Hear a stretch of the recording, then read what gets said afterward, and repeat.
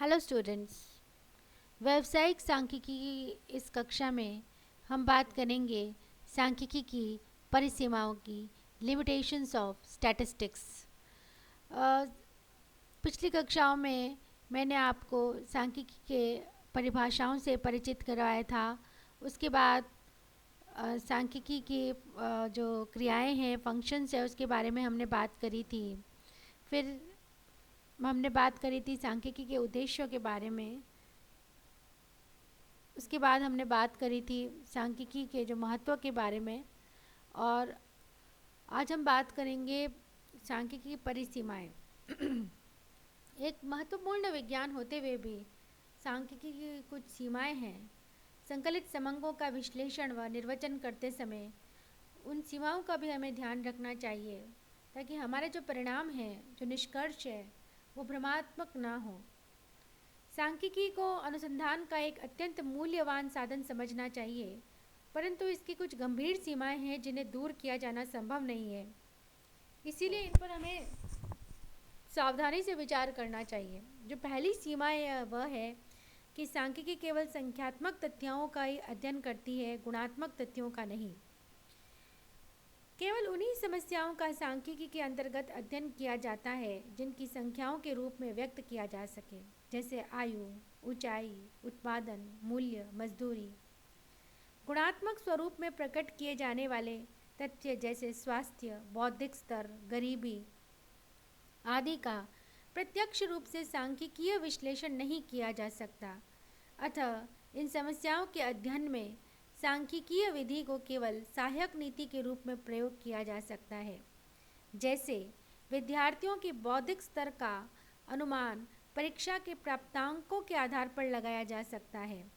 दो नगरों की स्वास्थ्य संबंधी स्थिति की तुलना उनकी औसत मृत्यु दर के आधार पर ज्ञात की जा सकती है, परंतु यह इन समस्याओं का केवल अप्रत्यक्ष विवेचन ही होगा।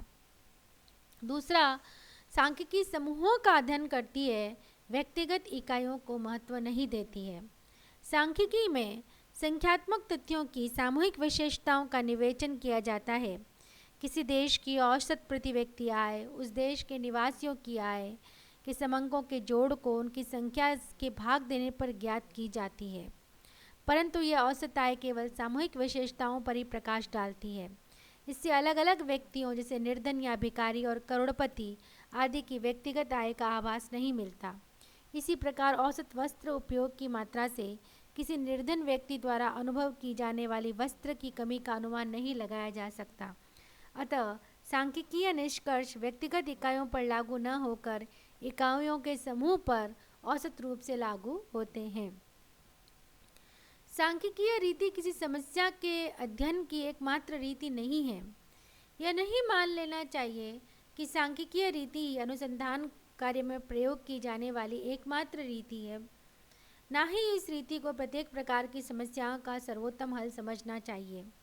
सांख्यिकीय विवेचन द्वारा प्राप्त परिणामों को अंतिम रूप से सत्य तभी मानना चाहिए जब वे अन्य रीतियों जैसे प्रयोग, अंतरावलोकन, निगमन आदि की सहायता से अन्य प्रमाणों द्वारा पुष्ट हो जाए। इतना होते हुए भी किसी समस्या के अध्ययन और समाधान में सांख्यिकीय विधि अत्यंत उपयोगी है। यह सांख्यिकीय किसी समस्या के समाधान के लिए उतना ही आवश्यक है जितना एक भवन के निर्माण के लिए यथार्थ माप है। सांख्यिकी के निष्कर्ष भ्रामक हो सकते हैं यदि उनका विश्लेषण बिना संदर्भ के किया जाए। सांख्यिकीय निष्कर्षों को भलीभांति समझने के लिए उनके संदर्भ का भी अध्ययन करना आवश्यक, अन्यथा वे असत्य सिद्ध हो सकते हैं। जैसे 3 व्यापारिक संस्थाओं के गत वर्षों के लाभों की औसत समान होने पर यह निष्कर्ष निकाला जा सकता है कि तीनों में एक सी प्रवृत्ति पाई जा रही है, जबकि इनके संदर्भ में पूरे समंकों अर्थात अलग अलग वर्षों के लाभ के आंकड़ों के आधार पर यह उचित निष्कर्ष निकल सकता है कि एक संस्थान उन्नति की ओर अग्रसर है और दूसरा अवनति हो रही है, और तीसरी में लाभ सभी वर्षों में लगभग समान है। सांख्यिकी नियम केवल औसत रूप से और दीर्घकाल में ही सत्य होते हैं। सांख्यिकी के नियम भौतिकी, रसायन विज्ञान या खगोल शास्त्र के नियमों की भांति पूर्ण रूप से सत्य नहीं होते। वे हमेशा तथा तभी परिस्थितियों में लागू नहीं होते। वे केवल दीर्घ काल में औसत रूप से तथा समूहों पर ही पूरे खरे उतरते हैं। जैसे भौतिक शास्त्र में गुरुत्वाकर्षण का नियम यह बताता है कि प्रत्येक वस्तु जो ऊपर से गिराई जाती है सदैव पृथ्वी की ओर ही जाती है। यह नियम सदा के लिए प्रत्येक संबंधित परिस्थिति में सत्य होता है।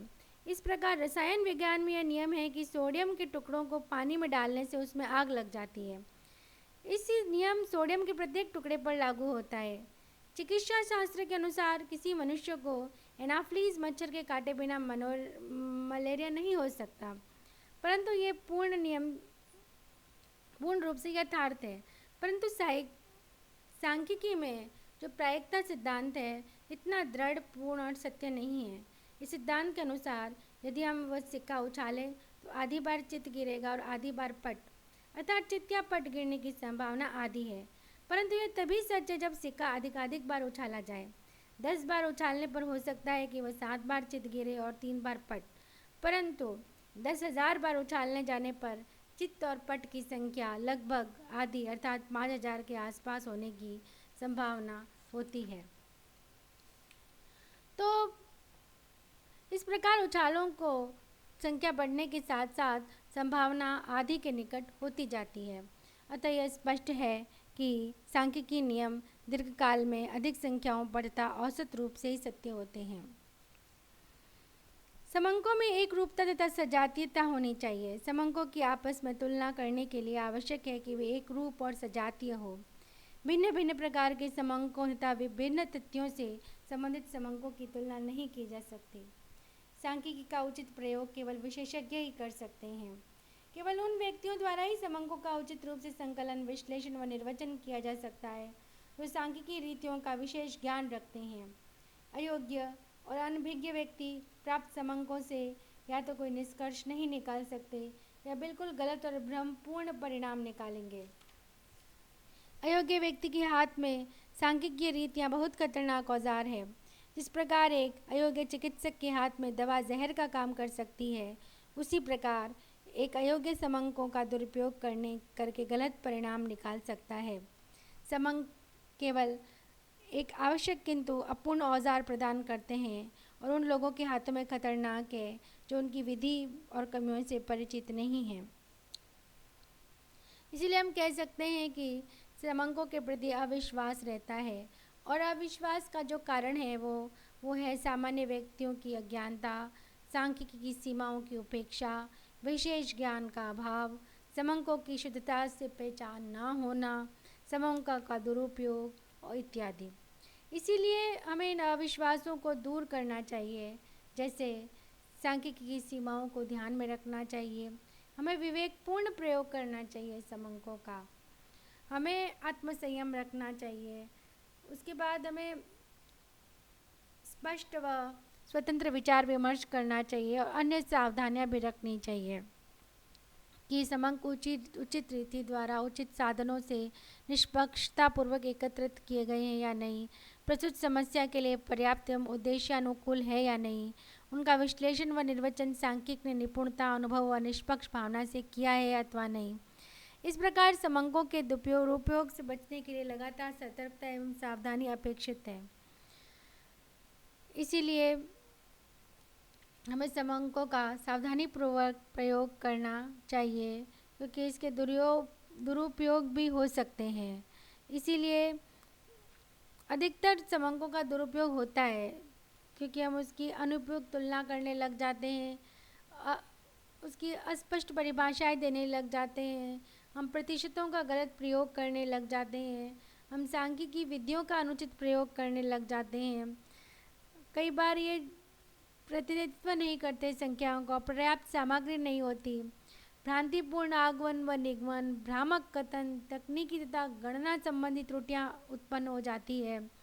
तो मिथ्या सांख्यिकी तर्क उत्पन्न के कुछ सामान्य तरीके हैं, जैसे समंकों को संदर्भ से अलग करके प्रस्तुत करना, ऐसी घटनाओं के समूह पर उन्हें लागू करना जिनका वास्तव में उसे संबंध नहीं है। इस प्रकार हमें इनका सावधानीपूर्वक प्रयोग करना चाहिए। धन्यवाद।